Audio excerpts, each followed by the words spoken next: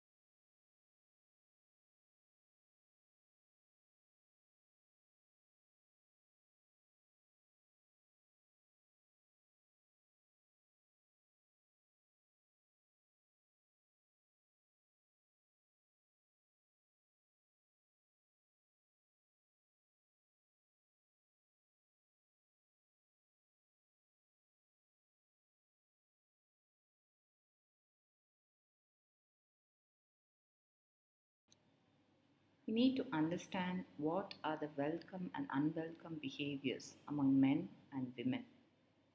In male and female relationship, certain behaviors are considered as unwelcome. As in this picture, you can see the reaction of the woman is very unpleasant. She's is expressing a bad feeling, and there is anger, and there is also sadness, and probably low self-esteem.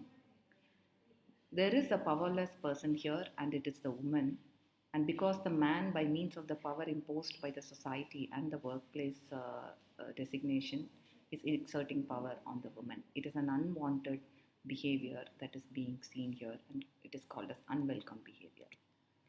Whereas in this picture, you can see it is a welcome behavior. The man and the woman both are happy. There is no power dynamic issues.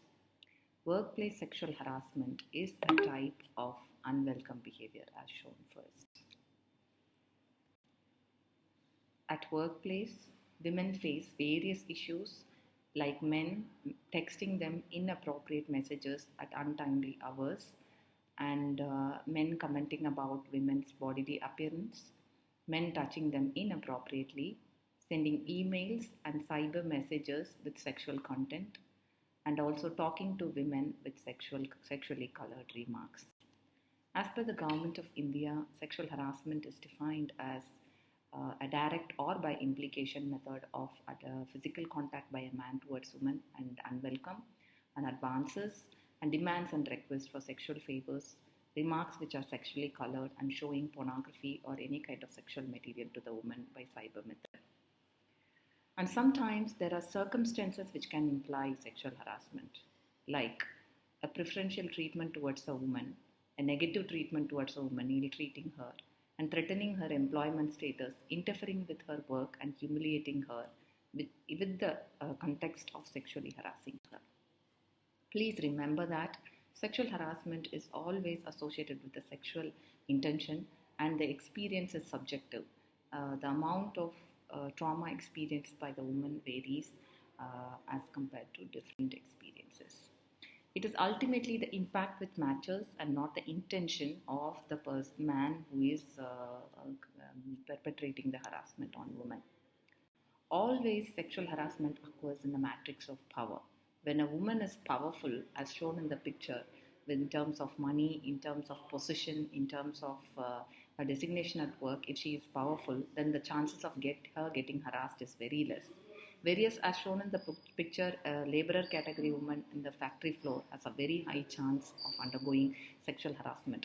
Sexual harassment is not dependent on the appearance of the woman or the beauty, social concepts of beauty, or it doesn't depend upon the color of the skin complexion or any other external factors. It almost always occurs in a matrix of power. We face two types of sexual harassment at workplace. One is this for that type or quid pro quo sexual harassment, wherein women are blackmailed or promised around sexual favors, and there is abuse of authority or the power. There is retaliation for the woman if she speaks up against the sexual harassment. Here we have two scenarios wherein a young woman was working in the most powerful office of the world, and she was lured to provide sexual favors for the most powerful person in the world, that is president. And there the concept of consent is highly blurred because the power and the authority dynamics are extremely different. That is, one person is very powerful, the other person is powerless. So the consent of the ability to give consent is questionable there. Whereas in this situation, there is this woman who is an artist, another man who is a lyricist, but still the woman was abused, sexually harassed by the other one. And after she spoke up about it, her employment opportunities were stopped because of the bad reputation created around the woman. There are also different kinds of harassment apart from this quid pro quo. There are also creating a hostile working environment for women by stalking her, by offensive remarks, and then sexist behavior, and then unwelcome social invitations, which is considered as flirting, and physical contact against the woman, and then invading into her personal space and creating a bad reputation for women in the workplace.